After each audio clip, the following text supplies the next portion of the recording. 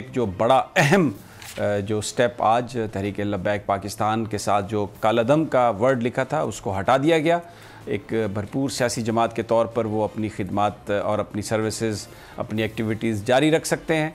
धरना उनका वज़ीराबाद से जो कारकुन हैं वो वापस रवाना हो गए मस्जिद रहमतुल लिल आलमीन के सामने आने के लिए, वहाँ पर वापस जाने के लिए। इस वक्त क्या सूरत हाल है और आज क्या सोच रही है तहरीक लब्बैक? मौलाना शफीक अमीनी जो उनके रहनुमा हैं, शूरा के रुकन हैं, वो हमारे साथ मौजूद हैं।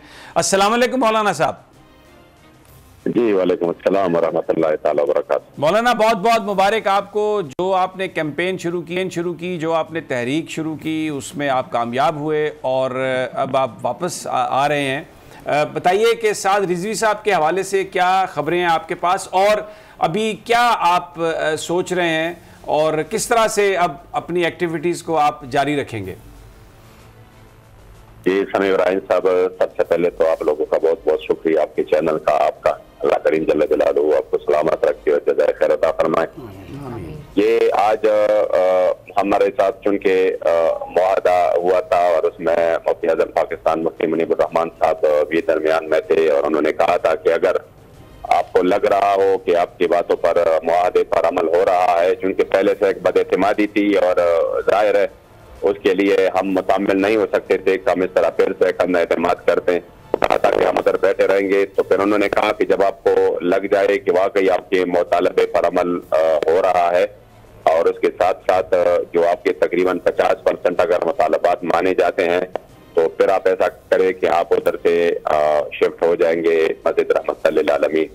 तो आज अल्हम्दुलिल्लाह हमने देखा कि जो कलादम वाला था और जो आगे सफीर के हवाले से जो उन्होंने कमेटी को लेटर भेजा था कि उसमें हम जो है ना फिर से जो कमेटी वो फिर आगे वापस उसका वो आ जाएगा जवाब और हम जो है ना यादाद है इसको असम्बली में बात के लिए पेश करेंगे।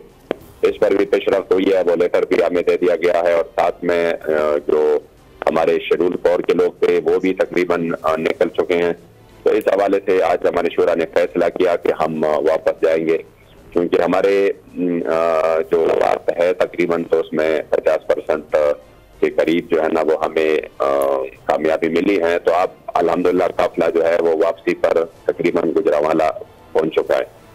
बात यह है कि जो आपने फरमाया हमारे अमीर मोहतरम हजरत साद हुसैन रिजवी के हवाले से, तो इंशाअल्लाह ताला हुकूमत हमें बार बार यकीन दहानियाँ करा रही है कि जिस तरह से बात हुई है उसी के मुताबिक इंशाअल्लाह ताला हम हजरत हमारे अमीर मोहतरम को रिहाई करेंगे और हमें उम्मीद भी है कि इंशाअल्लाह ताला इस मरतबा कोई बदएतिमादी नहीं होगी और जिस तरह इन्होंने कहा है उसी तरह ही होगा। तो हम इंशाअल्लाह ताला उधर ही अपने अमीर का इंतजार करेंगे।